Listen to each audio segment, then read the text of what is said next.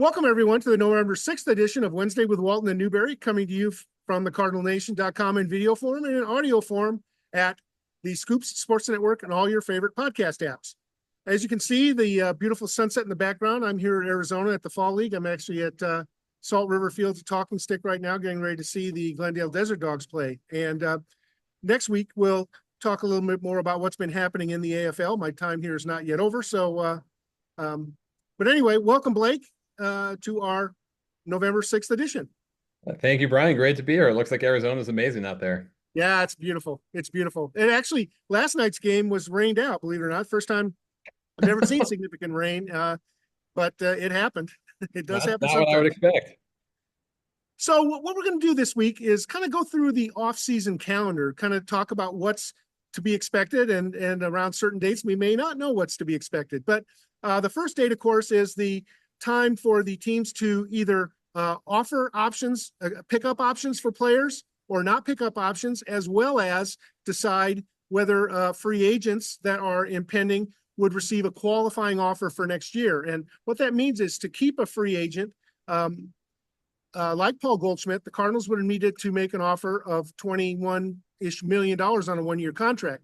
Otherwise, they let the players go to free agency, and then they can compete for them at any price. And that's more or less what the Cardinals did, for example, with Adam Wainwright later in his career.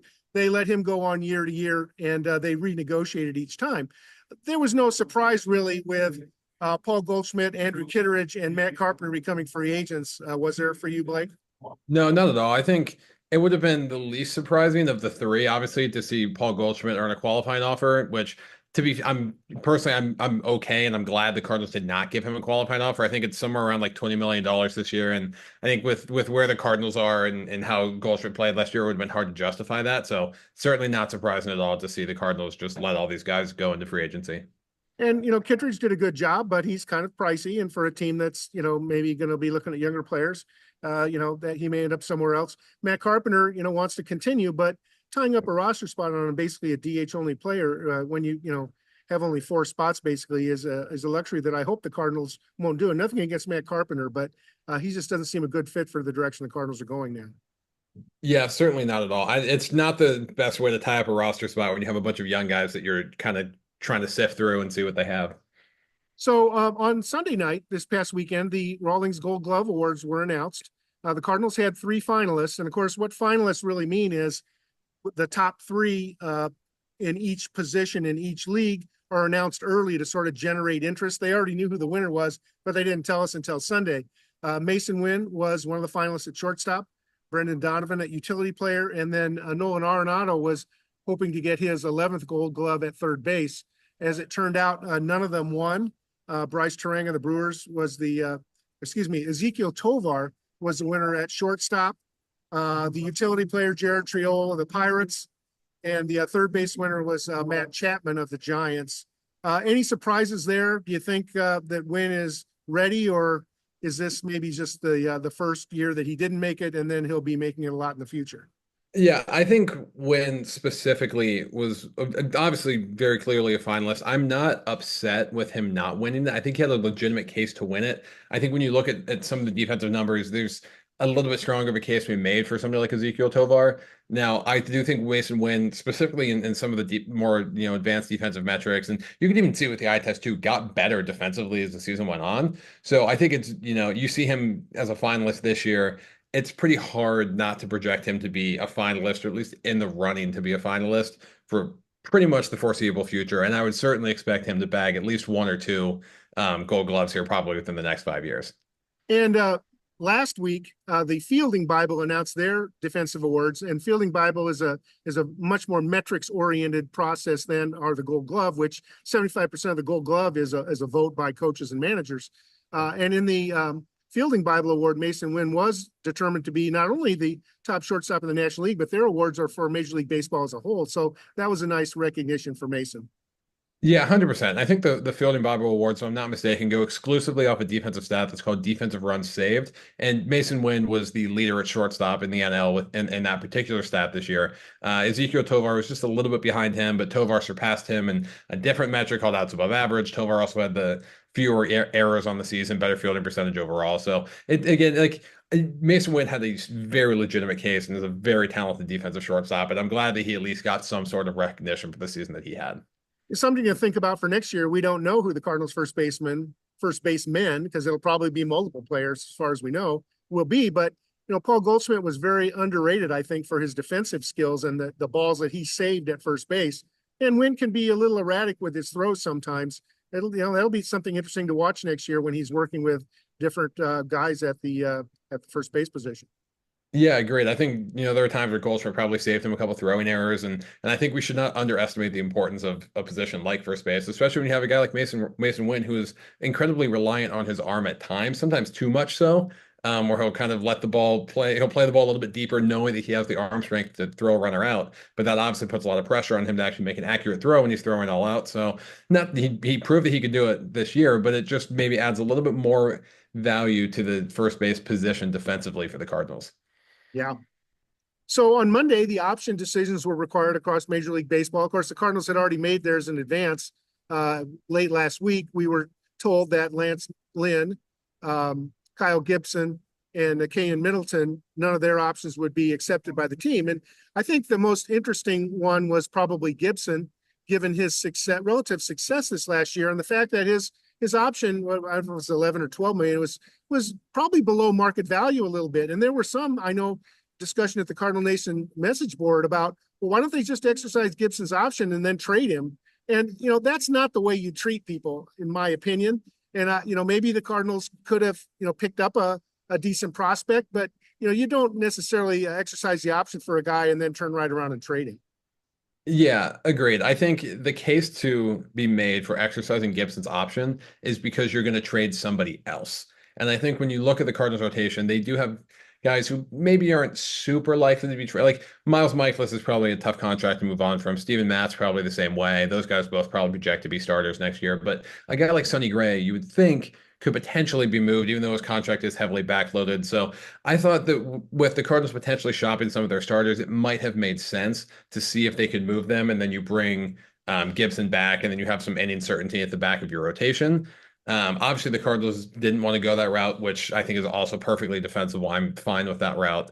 If the Cardinals want to kind of siphon through some of the young guys again, like give Andre Palante a bunch of innings, give Michael McGreevy a bunch of innings, maybe Sam Robersa or Quinn Matthews show that they're ready in a month or two after the season starts and you're ready to put them in the rotation. I'm fine with an approach like that if the Cardinals do want to take a reset approach to the season.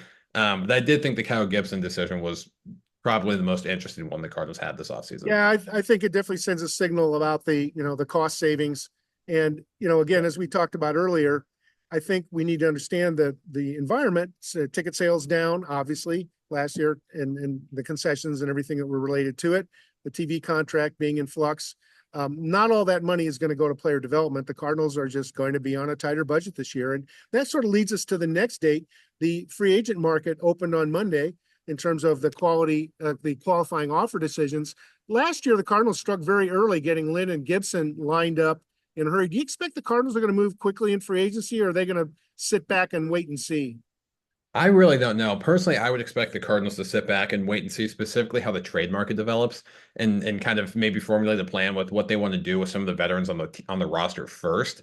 And then once they figure out kind of who's going to be here next year and who's not, then try to maybe plug some gaps with some free agent signings. I don't think the Cardinals are really going to have to strike on any like major free agents. I don't think they're really going to sign any major free agents this offseason. So they're probably okay sitting back, seeing how the trade market develops, and then maybe grabbing some guys here and there. Yeah, it'll be interesting to see if they do go after some, pitchers. What kind of pitchers do they go after? A few reliever reclamation projects? Do they go after marginal starting pitchers as depth? And then also, so I'm interested in your opinion on that. But then also on the infield, of course, replacing Goldschmidt. Do you go get a veteran first baseman type person?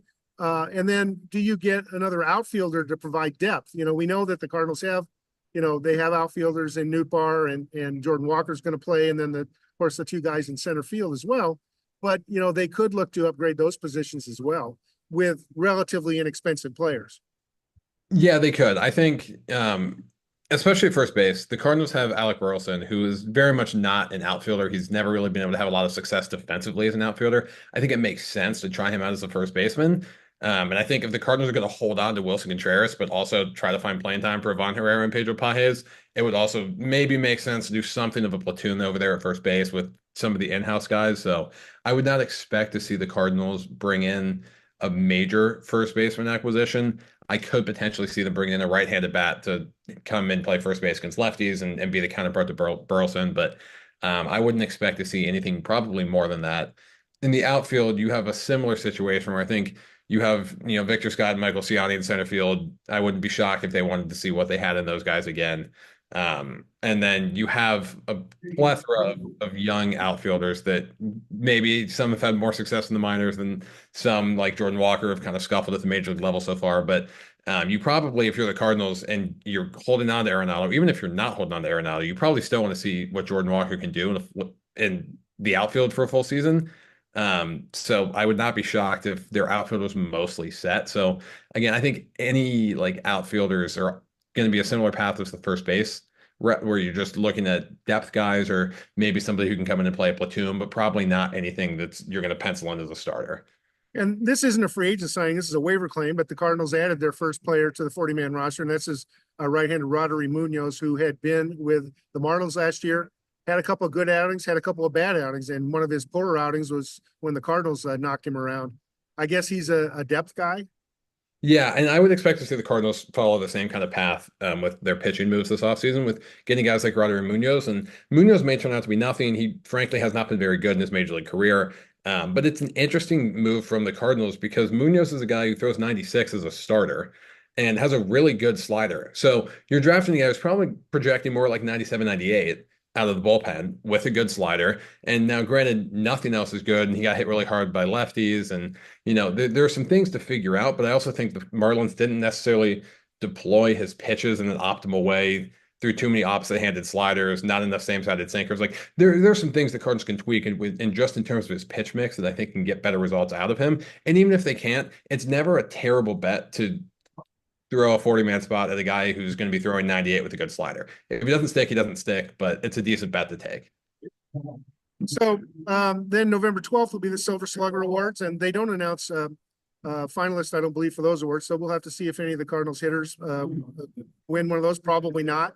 Rookie of the Year then comes on the 18th of November. And, coming into the season, we thought Mason Wynn would be a contender, and, he should be. But, you look at Paul Skeens, of course, with the Pirates, exceptional year on the mound, Jackson Merrill with San Diego in center field, and then Jackson Churio with Milwaukee.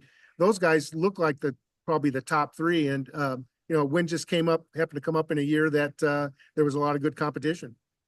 Yeah, there was. I think that's really tough for Mason Wynn because you could probably look back at some of the historical Rookie of the Year winners, and not to say they didn't have great seasons, but Mason Wynn's name would certainly be up there as somebody who could have won the award. It's just a really packed group of really good players this year. I mean, I think it's going to be hard for it to not go to Paul Skeens, but all the other guys you mentioned, Jackson Churro, Jackson Merrill, even Mason Wynn himself, they all have legitimate cases to be Rookie of the Year. It's just a tough year for the guys that aren't going to win it. Granted. And then November 19th, that's an important day for us. We'll be watching closely because this is when the Cardinals have to make a decision which players they put on the 40-man roster to protect them from the Rule 5 draft. And the two guys that are obvious ones are Tank Henson, Tekoa Roby. And I think that the odds are 99.9 that those guys will come in. But there's some other guys that Matt Koperniak, who had an exceptional year offensively at AAA, Ian Bedell, who reached AAA but has had some injuries from the mound. Matt Swanson, who's down here in the Fall League. I watched him face 4 batters the other night and strike out 4 straight.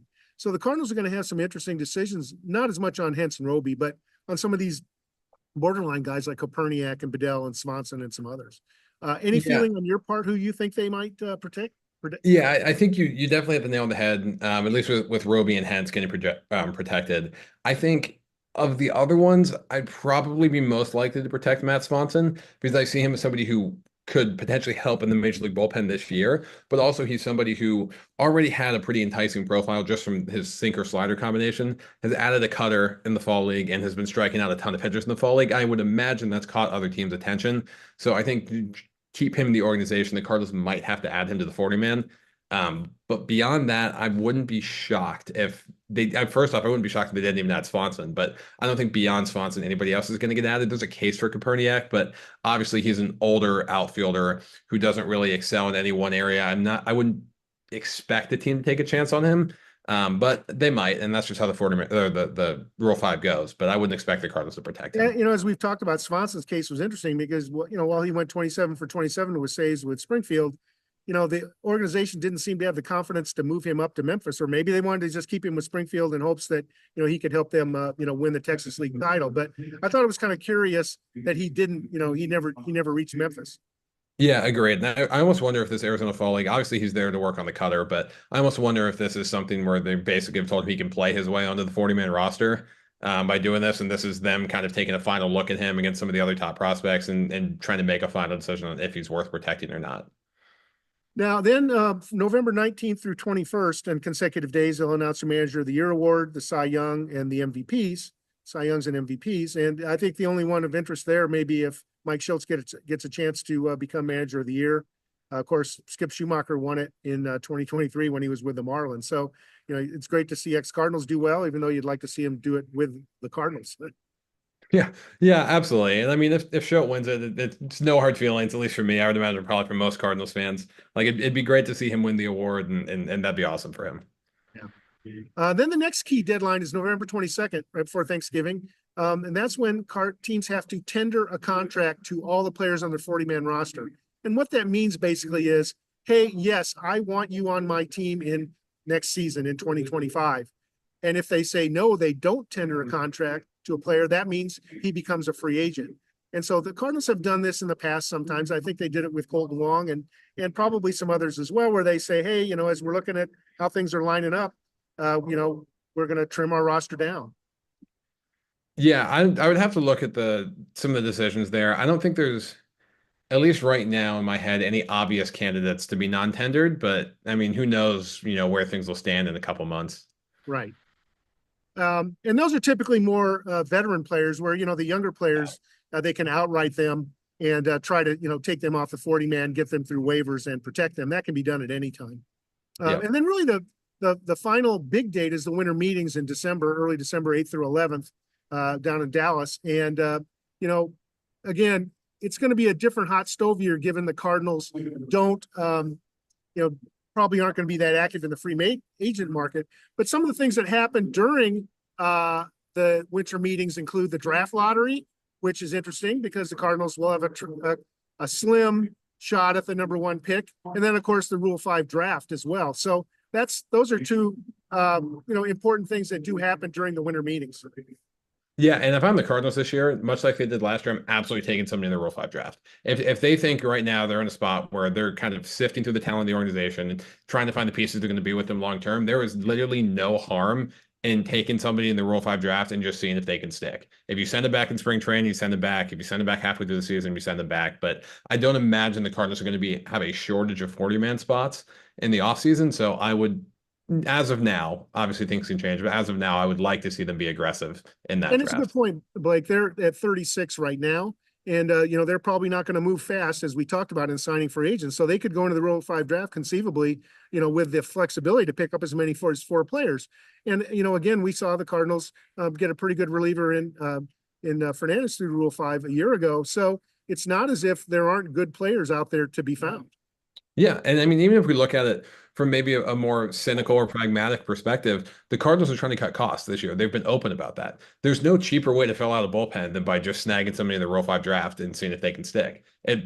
It's much cheaper than actually paying somebody in the free agent market. So I think it makes a lot of sense from a financial perspective and just like a talent evaluation, talent development perspective for them to go after somebody this year. And I forget what the cost is. It's something like $50,000. It's not a lot of It's a lot a of money. marginal amount of money for them. Yeah. And if the player gets a spring training and they lay an egg, they send them back and no harm done.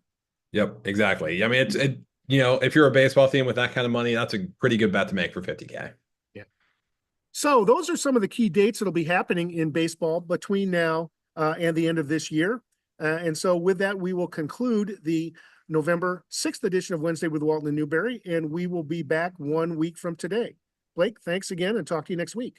Sounds good.